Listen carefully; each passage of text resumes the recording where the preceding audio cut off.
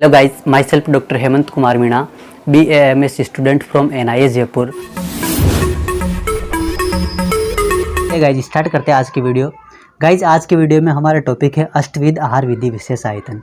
Guys इससे पहले वाली वीडियो में हमने आहार पाक के बारे में डिस्कस किया था, जिसके अंदर हमने देखा था अवस्था पाक और उसकी अवस्थाओं के बारे में, और निष्ठा पाक या विपाक जिसकी जो अवस्थाएं हैं, और उसके अलावा इसके अंदर क्या क्या बताया गया इसके बारे में हमने डिस्कस किया था।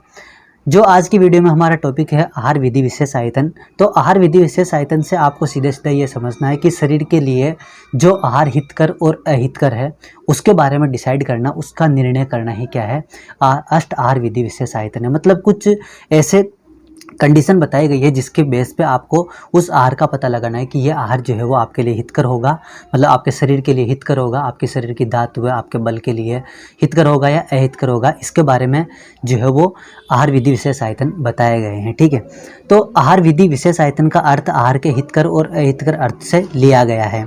तो गाइज आचार्य चरक ने भी अपने जो चरक संहिता है उस चरक संहिता के विमान स्थान में बताया कि खल्विमान्यम अष्ट आहार विधि विशेष आयतानि भवन्ति तदता प्रकृतिकरण संयोग राशि देश काल उपयोग संस्था उपभोक्ता अष्टमानी भवन्ति।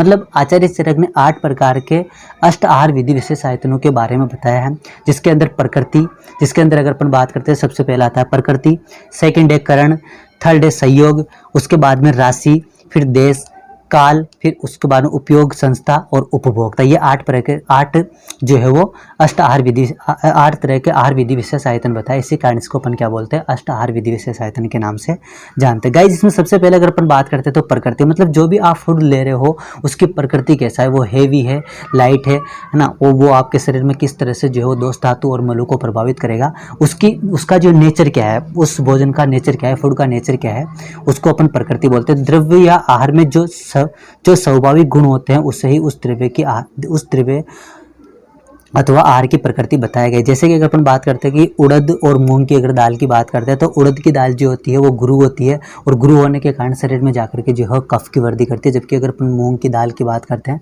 तो मूंग की दाल लघु होने के कारण शरीर में जो है लघुता उत्पन्न करती है। उसी तरह से अगर सूअर के मांस की बात करते हैं और मृग के मांस की बात करते हैं तो सूअर का मांस जो गुरु होता है और मृग का मांस जो है लघु होता है। तो इस प्रकार से जो है वो द्रव्य का गुरु और लघु होना एक तरह से उसकी केस को बता रहा है, प्रकृति को बता रहा है। तो आहार विधि विशेष आयतन के अंदर प्रकृति के बारे में भी बताया गया है। सेकंड है गाइस करण। करण का मतलब क्या है कि स्वाभाविक गुणों युक्त द्रव्य में जो संस्कार किया जाता है उसे ही करण कहते हैं। करण का मतलब होता है कि संस्कार करना। संस्कार का मतलब होता है कि कोई भी ऐसा द्रव्य जिसके अंदर कोई गुण अनुपस्थित है, लेकिन उसके साथ में अपन ने अग्नि सहयोग किया, उसके साथ में अपन ने पानी का सहयोग किया, इन सभी का सहयोग करके उसमें नए गुणों का प्रादुर्भाव कर देना क्या कहलाता है, करण कहलाता है, या जो है संस्कार कहलाता है। संस्कारों के द्वारा द्रव्य में अपने गुणों से भिन्न गुणों को भी उत्पन्न किया जा सकता है, जैसे कि जल संयोग और अग्नि संयोग के द्वारा। थर्ड है संयोग। संयोग का मतलब क्या है कि 2 या 2 से अधिक द्रव्यों को आपस में मिलाना और मिलाकर के उनको भोजन के रूप में लेना क्या कहलाता है, संयोग कहलाता है। संयोग करने से नए बने द्रव्य में वो गुण उत्पन्न हो जाते हैं जो पूर्व द्रव्य में पृथक नहीं थे। ठीक है, उसके बाद में कि आधुनिक चिकित्सा सिद्धांत के अनुसार संयोग से गुणों में क्या होती है, वृद्धि होती है। अगर अपन बात करते हैं कि जैसे बहुत सारी अब घर पे जब दाल की सब्जी बनती है या फिर जो है वो दाल बनाते हैं तो मिक्स दाल बनाना ज़्यादातर पसंद करते हैं। क्यों करते हैं, क्योंकि अगर मिक्स दाल जो है वो बनाई जाएगी तो मिक्स दाल की वजह से जो भी गुण दाल के हैं उन दाल के गुणों में क्या हो जाएगी, वृद्धि हो जाएगी, और वृद्धि होने के कारण वो शरीर के लिए क्या होंगे, पुष्टिकर हो। इसके बाद में गाइज जो 4th आहार विधि विशेष आयतन बताया वो है राशि या आहार की मात्रा। ठीक है, आचार्य चरक ने आहार की मात्रा या राशि के बारे में बताया कि आहार की मात्रा हमें उतनी ही लेनी चाहिए जो हितकर होने के साथ साथ धातु की पुष्टि करने वाली होती हो। ठीक है, तो राशि का मतलब होता है कि मात्रा। अब आपको भोजन जो है वो सम मात्रा में ही लेना चाहिए, जिससे आपके शरीर की धातु की जो है पुष्टि हो सके, शरीर के बल में जो है वो वृद्धि हो सके, और आपको जो है वो जो एब्डोमेन रीजन है वहाँ पर भारीपन भी महसूस ना हो। इस तरह का आपको आहार की मात्रा जो है वो इतनी लेनी चाहिए। ठीक है, अगर आप अति मात्रा में भी अगर भोजन लेते हो, मतलब जितनी आपकी ज़रूरत है, रिक्वायरमेंट है, उसके से ज़्यादा अगर आप अति मात्रा में भोजन करते हो तो वो भी आपके लिए जो है वो हानिकारक है, और अगर हीन मात्रा में यूज़ करते हो तो भी आपके लिए वो हानिकारक है। मात्रा के आधार पर अगर अपन बात करते हैं तो अति मात्रा है, उसके अलावा जो हीन मात्रा है, सम मात्रा, उसके अलावा स्रवग्रह, परिग्रह। स्रवग्रह का मतलब क्या है कि कोई भी एक ऐसा मिक्सचर बना करके जो है उस बहुत सारे द्रव्यों को आपस में मिलाना और मिला करके लेना क्या कहलाता है, स्रवग्रह कहलाता है। और परिग्रह का मतलब क्या है कि मान लो कि जो है वो दाल जो है 500 जो है वो ग्राम अपन ने ली, उसके बाद में जो है वो चपाती इतनी ली, तो ये अलग अलग पृथक पृथक जो मात्रा का डिवाइडेशन करके किसी द्रव्य को ग्रहण करना, इंटेक करना क्या कहलाता है, परिग्रह कहलाता है। इसके बाद में गाइस 5वें नंबर का जो आहार विधि विशेष आयतन बताया वो है देश या हैबिटेट। अब यह देश या हैबिटेट से अपने को जो है वो जो अपन रह रहे हैं उसको नहीं, बल्कि जो आहार द्रव्य आप ले रहे हो उसका देश या हैबिटेट क्या है उसके बारे में आपको ध्यान रखना है। तो किसी भी द्रव्य में रहने वाले गुण उसके आश्रय स्थान या देश पर निर्भर करते हैं। जैसे कि अगर अपन जो है देश की बात करते हैं तो 3 तरह के देश जो है वो आयुर्वेद में बताया, मुख्य रूप से तो 2 ही है, एक तो देह देश और एक भूमि देश। भूमि देश में जो है 3 तरह के बताए, इसमें जंगम, आनुप और साधारण होते हैं। जंगम देश वाले की अगर आहार द्रव्य की बात करते हैं तो वो जो है वो लघु होता है, लघु होने की वजह से शरीर में जो है लघुता उत्पन्न करता है, वात की वृद्धि करता है। उसी तरह से अगर अपन जो है आनुप देश की बात करते हैं तो वो जो है वो क्या होता है, कफस प्रकृति से युक्त होता है, ठीक है, तो वो शरीर में जाकर के कफ को बढ़ाने वाला होता है, स्नेह से युक्त होता है, स्निग्ध होता है। और साधारण की बात करते हैं तो वो अपने गुणों के आधार पर जो है नॉर्मल होता है, जो कि किसी तरह के वात पित्त कफ जो दोष है शरीर के उनको नहीं बढ़ाता, ठीक है। तो शास्त्रों में बताए गए तीनों देश जिसके अंदर जंगम, आनुप और साधारण के द्रव्यों में कर्मश वातज कफज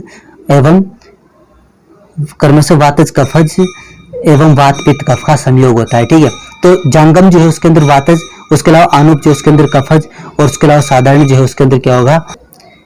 इसके बाद में गाइस अगर अपन 6वें नंबर के आहार विधि विशेष आयतन की बात करते हैं तो उसको बताया काल या टाइम, क्योंकि काल या टाइम का भी इंपॉर्टेंस है।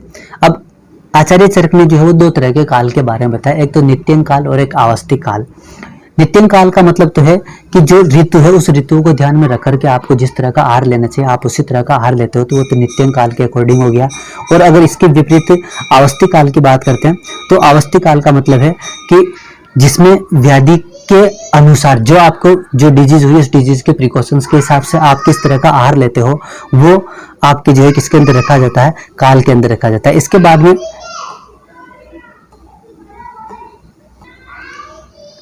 बाद में गाइस बात करते हैं 7वें पॉइंट की, जिसके अंदर आपको उपयोग संस्था मतलब कि रूल ऑफ यूजेस के बारे में बताना है। मतलब जो भी आप आहार ले रहे हो उसके नियम क्या है, किस तरह से आपको मात्रा में कितनी मात्रा में लेना चाहिए, किस काल में लेना चाहिए, है ना, व्याधि के अकॉर्डिंग लेना चाहिए या फिर ऋतु के अनुसार लेना चाहिए, ये सारे जो है वो क्या है रूल्स होते हैं।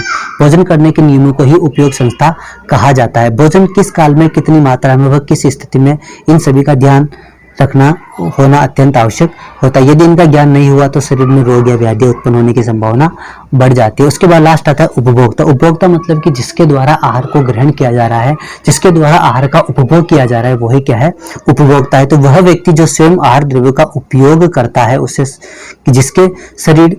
जिसमें शरीर साथ में रहता है वही क्या कहलाता है, उपभोक्ता। और वो आहार जो मन, इंद्रिय एवं शरीर एवं आत्मा के लिए हितकर होता है वही शरीर के लिए क्या होता है, साथ में होता है। तो आपको जो शरीर के लिए साथ में भोजन है उसका प्रयोग करना चाहिए। तो गाइज ये थी आज की वीडियो जिसमें हमने अष्ट आहार विधि विशेष आयतन के बारे में बात किया, जिसके अंदर उपभोक्ता, उपयोग संस्था, काल, है ना, देश, राशि, है ना, उसके बाद संयोग, करण और प्रकृति, इन सब के बारे में डिस्कस किया। गाइज इससे अगले वाली जो वीडियो है उसमें हम कवर करेंगे आहार परिणाम प्रभाव के बारे में। तो गाइज आपने अभी तक अगर हमारे चैनल को सब्सक्राइब नहीं किया है तो सब्सक्राइब कर लीजिए, ताकि आने वाली जो अगली वीडियो है उसकी नोटिफिकेशन आप लोगों को जल्दी से जल्दी मिल जाए और आप जल्दी से जल्दी उस वीडियो को देख पाओ। Thank you so much guys.